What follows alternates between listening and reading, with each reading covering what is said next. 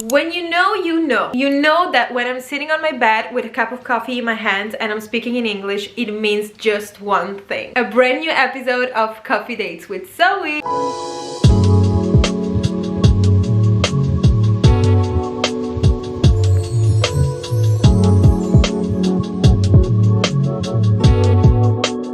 Welcome everyone to the second episode of Coffee Dates with Zoe, the new series for 2025 where I speak English with you and where we talk about everything about self-growth, self-improvement and self-love. As always, please let me know in the comments what do you have in your cup and what are you doing right now while listening to this. Let's get started with today's topic. I feel like in the past few years I opened up a little bit more about my friendships, which is a thing that used to make me so insecure because I guess a part of me felt guilty for having ended some relationships that I had in the past. But today we're gonna go in depth, we're gonna explore together the topic of friendship, how to understand whether a friendship is real or not, how to find your people, and my personal experience with friendships in your 20s. Let's start by defining who fake friends are and how to distinguish them, because I feel like sometimes it's not that easy.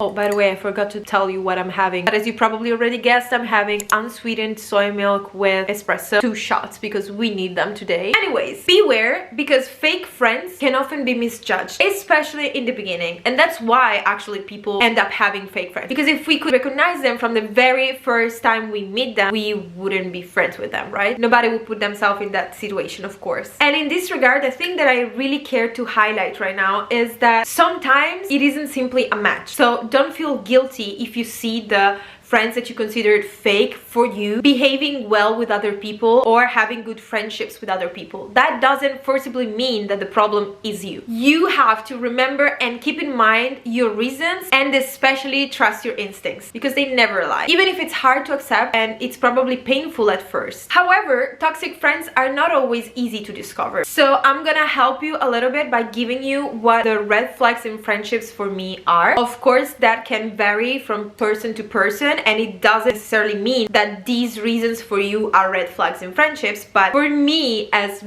see what the red flags are. These things really scream, don't be friends with that person. First of all, and I think this is a universal truth, when you have that constant feeling of being judged by the other person and criticized, when you feel like that person you're friends with needs to judge you for everything that you do, no matter what, that is probably not a true friendship. And second of all, when that person is envious about your life or you or some aspect of you or your life. As an example, you get a great job opportunity and they're not happy for you. Like, you can see that when you tell them, they're not like screaming and shouting, but mostly they're like, oh well, yeah, I'm happy for you, but like they're not convinced about what they're saying. I'm yapping so much that I'm forgetting to actually sip my coffee. Another red flag for me is when a person is too close to too many people. Meaning, if that person is like best friend with everyone, it means that they're probably not best friend with anyone, if you know what I mean. And of course, when a person talks shit behind your friend's back, it means that they're probably gonna do that to you also. So don't trust them. Like, don't think, okay, well, they're doing that to other people with me, so that means that I'm safe. You're never safe, honey. You just need to wait for the other shoe to drop. So when other people will come and tell you, oh, but you know that this person that actually you call your best friend has said this,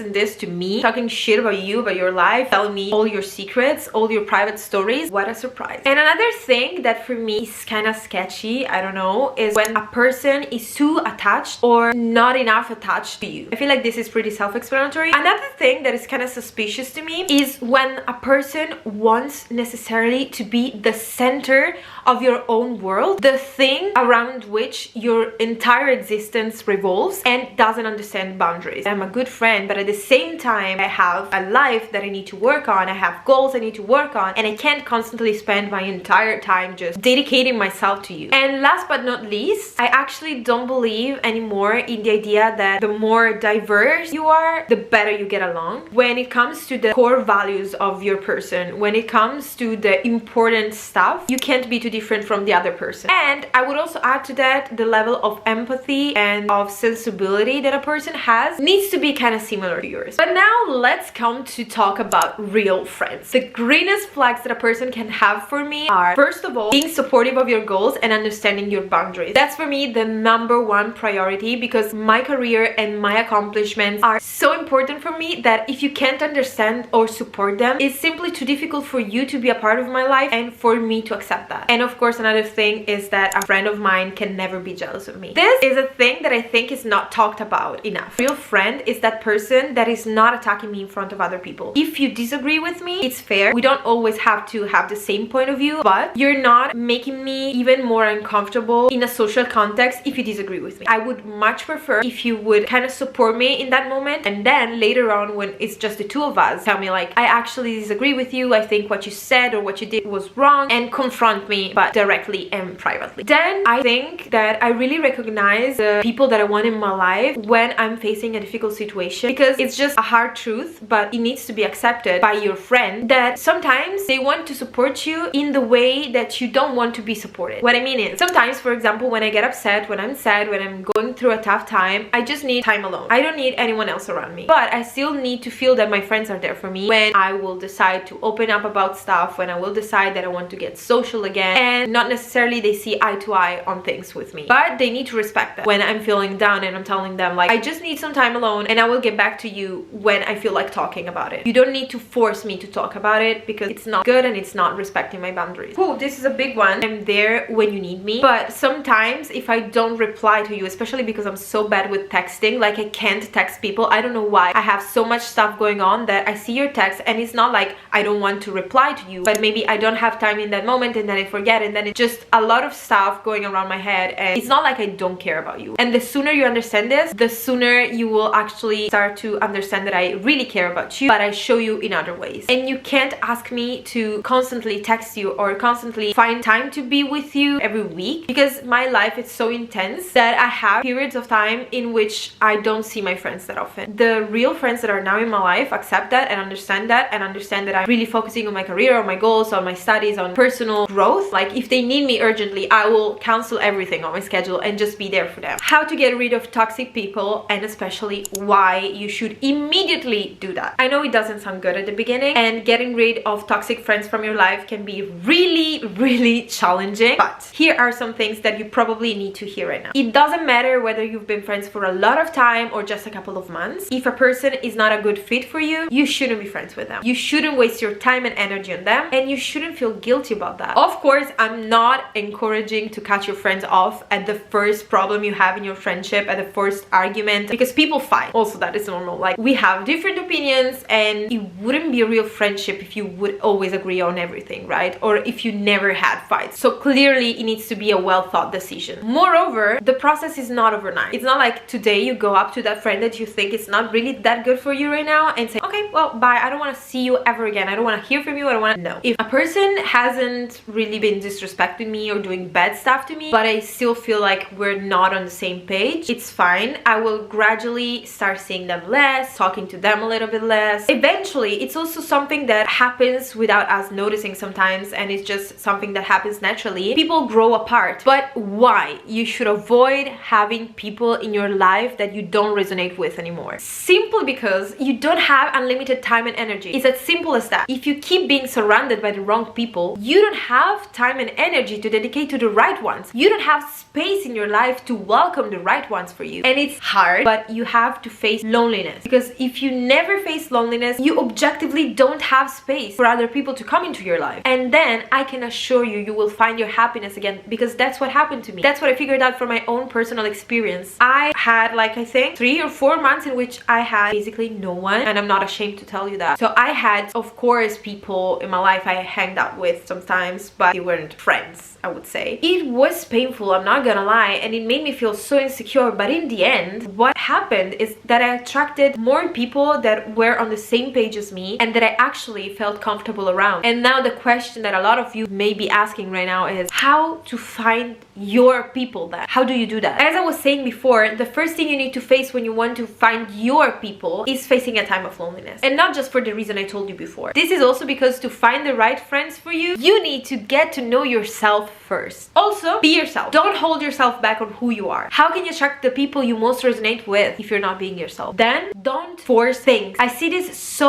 often. What you can do is be open to meeting new people and try to be more social and put yourself more in social situations. That means instead of staying in a corner of the class or in a corner at that party, put yourself in the position to meet and talk to someone. And you don't have to have high expectations. Sometimes the people you meet at a party or in class or in whatever situation are just that. People that are meant to have the conversation with you in that moment and that are not meant to stay in your life forever, that are not meant to become your good friends. That's completely fine. However, it can happen that sometimes those people end up being something more. And as an example, I would like to talk about something that happened to me last September. This girl texted me on Instagram. Maybe she's watching. Hi, Ellie. She texted me on Instagram saying that she recently moved to Utrecht, the city where I live in the Netherlands. She didn't have any friends. She was doing a master's, but she really didn't know anyone at that time. And she asked if we could meet for a coffee. Like, we're basically doing this right now, guys. And of course, I told her, like, yeah, that would make me so happy because, again, I'm really open to new connections. But I never thought that she would become, in some months, one of the best friends that I have here. Like, we talk every day, we share life experiences, we joke all the time about how we are so similar and we never literally met each other in 22 years of our life. And it's so crazy. You know when they say like same person, different fonts? It's exactly as we became such close friends. On the other hand, sometimes that didn't happen. I also got to get coffee with other people that texted me on Instagram. We weren't really a match, so we got that coffee, we talked, and it wasn't unpleasant or anything. Like, we had fun in that moment and then we never stayed in touch again. That's also fine. And last but definitely not least, let me briefly say something to you that you may or may not need to hear. Some friendships are indeed meant to be forever. I believe in that. But the majority of people that come into your life are destined to go as quickly as they came. But this doesn't make what you had any less valuable, once again, unless they've been disrespectful to you. In that case, for example, for me, they're dead. Don't even get me started on that. And it is normal, especially when you're going through your teen years or your 20s, to change the people you're surrounded with. And that is because that is a phase when everyone changes so much. You're still forming your character, your beliefs, your person, etc. And it's normal that sometimes you and someone else you were once close with end up growing apart. Some people find their best friend in kindergarten and never let them go, and they have a lifetime of amazing friendship. But some people find their best friends in high school or in university or when they're adults. If there's something you need to be sure of, you need to believe in, is that love and friendship never stop coming into your life, even when you think you already have or had everything. I guess that was it for today. I really yapped a lot. As usual, if you have any topics you would like me to talk about, let me know in the comments and let me know what you thought about what we talked about today. And if you have any personal experience you would like to share with me, I would be more than happy to hear them. Now I'm gonna finish my coffee. I just have a few sips left. See you in my next episode. Cheers!